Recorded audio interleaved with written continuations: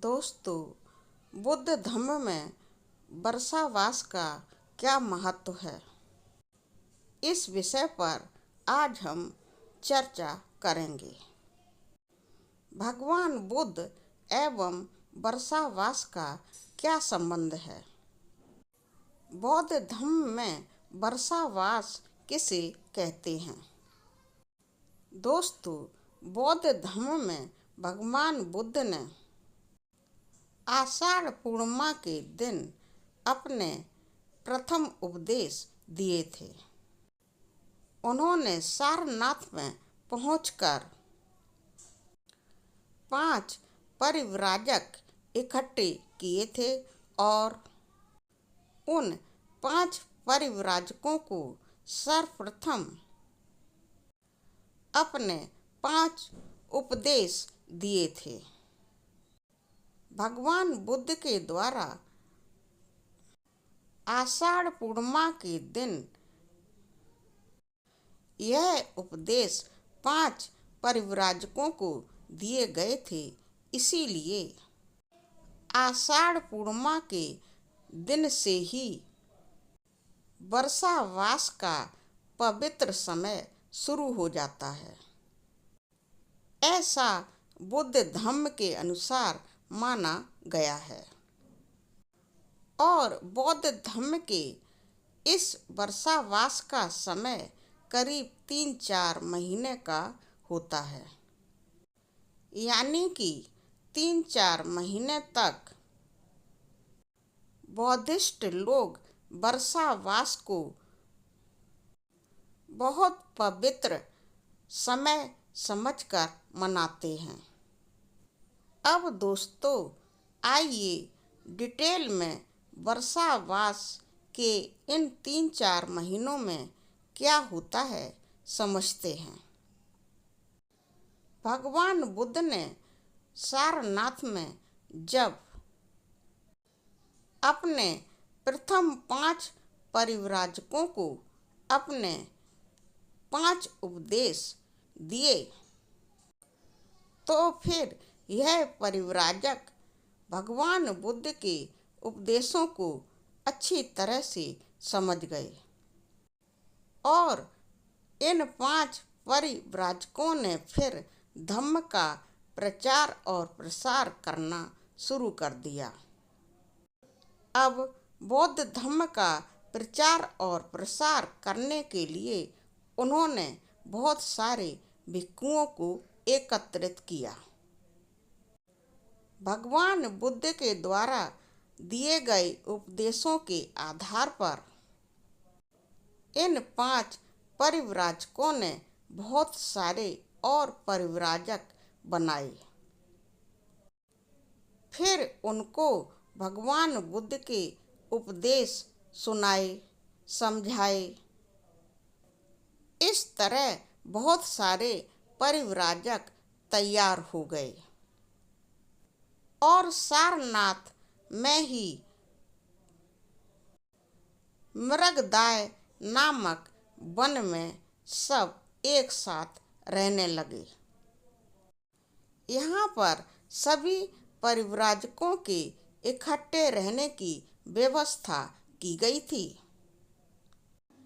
उनके रहने खाने पीने का बहुत अच्छा प्रबंध वहाँ के आसपास के लोगों के द्वारा किया गया था। भगवान बुद्ध अपने सभी परिव्राजकों को अच्छे अच्छे मानव कल्याण के लिए उपदेश देते और सभी परिव्राजक भगवान बुद्ध के उपदेशों को समझते और आगे उन उपदेशों की वजह से मानव कल्याण के कार्य करते। वह लोगों के सुखों के लिए भगवान बुद्ध के दिए हुए उपदेशों का प्रचार करते। दोस्तों, भगवान बुद्ध का बताया हुआ मार्ग मध्यम मार्ग है।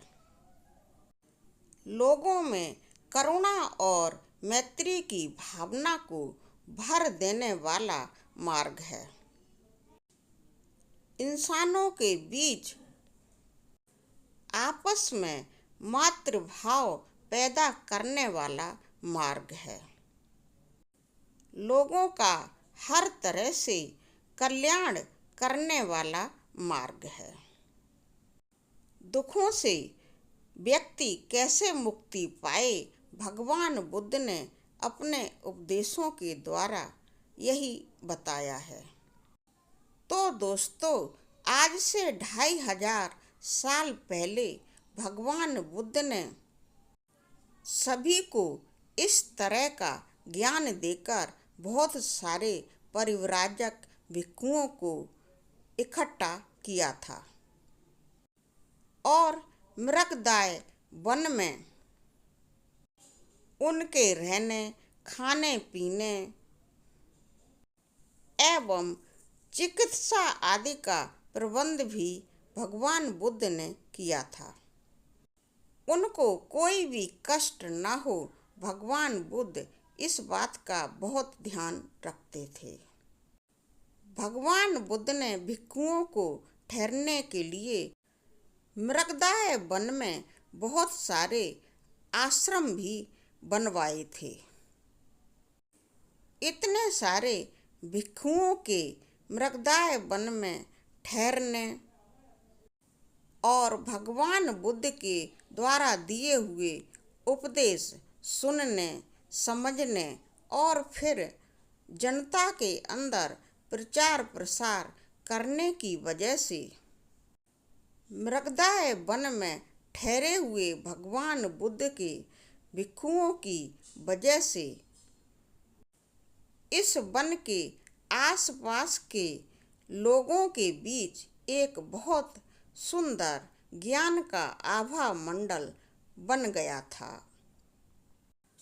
और सभी लोग सुख का अनुभव करने लगे थे। तो दोस्तों, भगवान बुद्ध का मृगदाय वन में अपने भिक्षुओं के साथ इस तरह से गुजारा हुआ समय ही वर्षावास कहलाता है। यहाँ भिक्षुओं ने भगवान बुद्ध से ज्ञान प्राप्त करके उस ज्ञान को लोगों तक पहुँचाया और लोगों का कल्याण किया। भगवान बुद्ध और उनके आषाढ़ पूर्णिमा से शुरू हुए इस वर्षावास को बौद्ध धर्म के लोग बहुत पवित्र समय मानते हैं और 2500 साल पहले स्थापित हुई इस परंपरा को आज भी बौद्धिस्ट लोग जगह जगह, गली गली, मोहल्ले मोहल्ले और शहर शहर में एक पवित्र स्थान पर परिव्राजकों, श्रामणेरों एवं भिक्षुओं को बुलाकर उनसे बौद्ध धर्म का ज्ञान प्राप्त करते हैं, भगवान बुद्ध के उपदेशों को समझते हैं। इस तरह से एक पवित्र आभा मंडल लोगों के आसपास बन जाता है। तो दोस्तों, भगवान बुद्ध और आषाढ़ पूर्णिमा से शुरू हुए वर्षावास का हमारे लिए बहुत महत्व है।